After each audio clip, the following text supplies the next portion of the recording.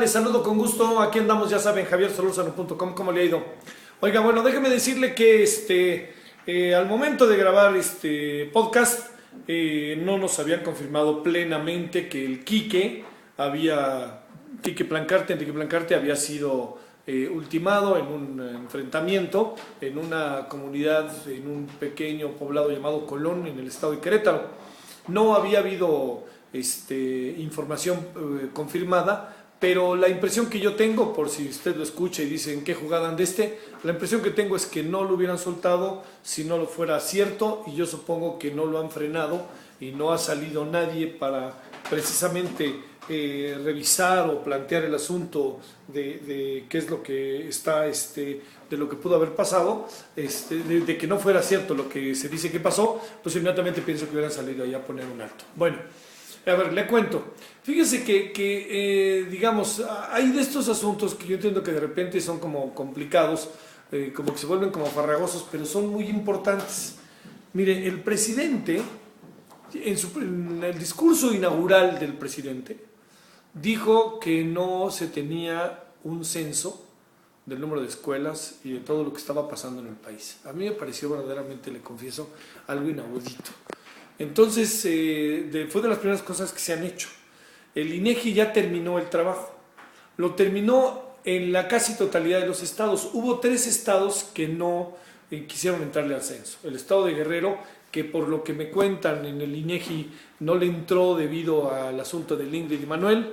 En segundo lugar, el estado de Chiapas, que no hubo una negativa más bien general, y el tercero, en el estado de Oaxaca, en donde también hubo una negativa general. En Michoacán hubo más o menos respuesta, pero en general la respuesta es alta y nosotros podemos tener un diagnóstico de lo que pasa. A ver, le doy datos así concretos.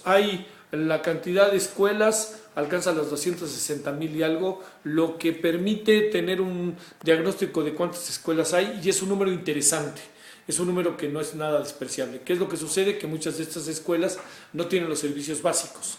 ¿Qué significa aquí servicios básicos? Algo fundamental, por supuesto, los baños, instalaciones deportivas, una pequeña biblioteca. El número alcanza, yo creo que el 60% del total de las escuelas que sí lo tienen.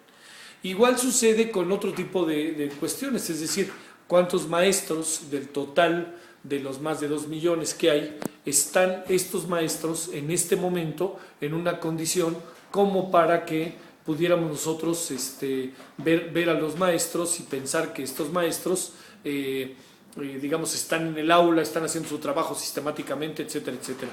Hay ahí un agujerito o agujerote, como lo quiera ver, que alcanza los 39,000 maestros. 39,000 maestros no sabemos de ellos, es decir, no sabemos qué hacen y están como de aviadores. Hay muchísimos que están comisionados o que piden licencia. De estos no se sabe, los que piden licencia, si están recibiendo salario o no están recibiendo salario. Lo que es muy interesante de todo este diagnóstico es que se tienen los números y se tiene con enorme claridad dónde están hoy las cosas. Es decir, cómo se puede actuar hoy en día. Y se puede actuar hoy en día con esto que yo le menciono, con números ya muy concretos, porque también tenemos el número total de estudiantes. El número total de estudiantes alcanza 25 millones y algo. Pero esto es un aproximado, porque nada más se pudo contar los 23 millones y tantos. ¿Por qué razón? Porque hay 3 estados que no fueron censados. Se calcula que con esos 3 estados podría el número alcanzar, le diría yo, alcanzar en este número total de 25 si colocamos estos 3 bajo el supuesto de la cantidad de densidad de población, dónde se encuentran las escuelas, etcétera.